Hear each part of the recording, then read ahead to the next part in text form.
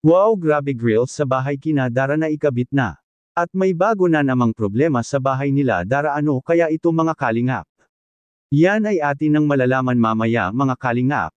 Isang mapagpalang araw sa inyong lahat mga kalingap, sanay hindi nyo po makalimutan na mag-like sa video na ito. Paunawa mga kalingap, tapusin muna ang kaboohan ng video na ito bago magkomento at para malaman ang nilalaman nito mga kalingap.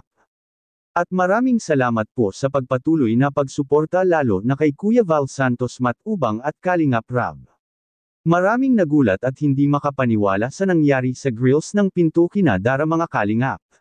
Dahil sa napakadali lang anya nitong nasira na samantalang kamakailan lang ito natatapos.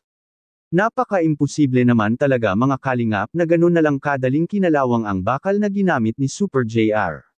Dahil sa nilagyan naman ito ng pintora at para hindi siya kalaw-angin kaagad. Alam naman nating lahat na ang mga kalingap carpenter ay talagang magaling at sadyang mabilis silang kumilos dahil sa napaka-daming naka-line up na papagawaan ng pabahay ni Kalingap Rab. At may halong paglingap na din ang kanilang paggawa ng bahay. Naghinala ang ilan na baka mayroong nag-away kina Dara at kaya natanggal ito mga kalingap. O baka sinadya itong tanggalin dahil sa may pinto naman na matibay sila Dara. Sabi din ng ilang mga viewers mga kalingap na dati na sila palang dalawa ni Dara at Bea pa doon ang nakatira sa bahay nila ay wala ni isang nasira sa bahay nila Dara.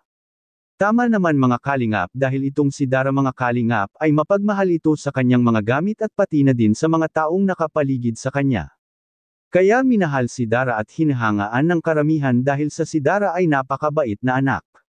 Katunayan niyan ay humahanga si Kalingap Rab kay Dara dahil sa kanyang ipinapakitang kabaitan nila Kalingap Rab sa mga K-boys ay itinuring nila si Dara na para na din nila itong bunsong kapatid.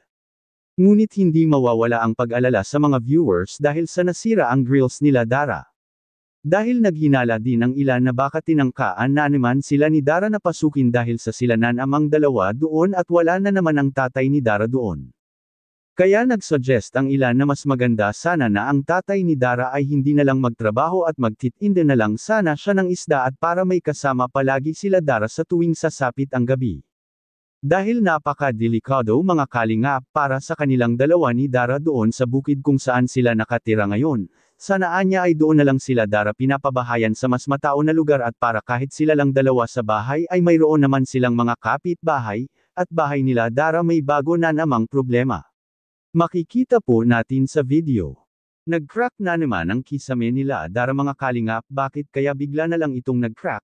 Anong masasabi niyo po tungkol dito? Please comment and God bless you all.